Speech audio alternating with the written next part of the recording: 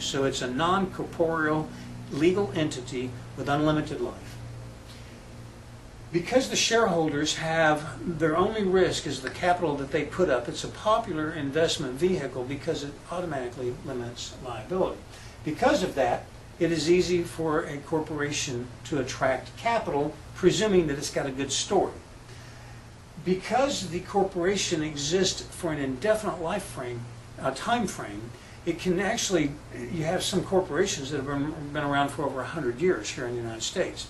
So you have some very, very long-term corporations, and certainly corporations that last well beyond the life of the founding parties. Corporations have transferable ownership. Because stock can be sold, if I get old, if I've invested in ABC company and I get old and I don't want to have that stock anymore, I can sell that stock. Now, I can sell that stock or I can transfer it to my heirs. I can do a lot of things depending upon the permissions that I have vis-a-vis my contract with the corporation when I bought the stock. Not everybody can transfer stock freely in a corporation.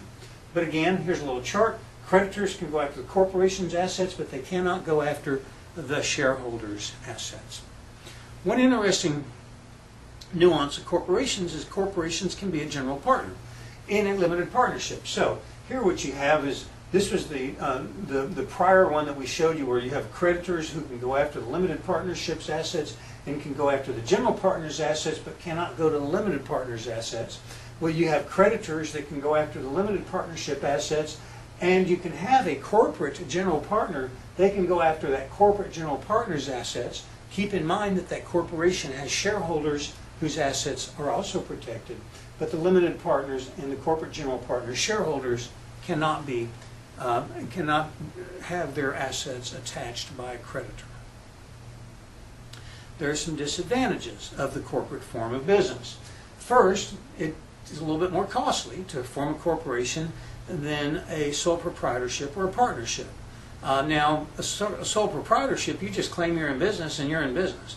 A general partnership, you just say, hey, we're partners and you're partners. Now, hopefully you've got a legal document that might have cost you some money to prepare, but you don't have to have a legal document. In the eyes of the IRS and the law, you can just say, hey, we're partners and you're partners as far as the world is concerned. So legally, it's very inexpensive to start a partnership and or a sole proprietorship.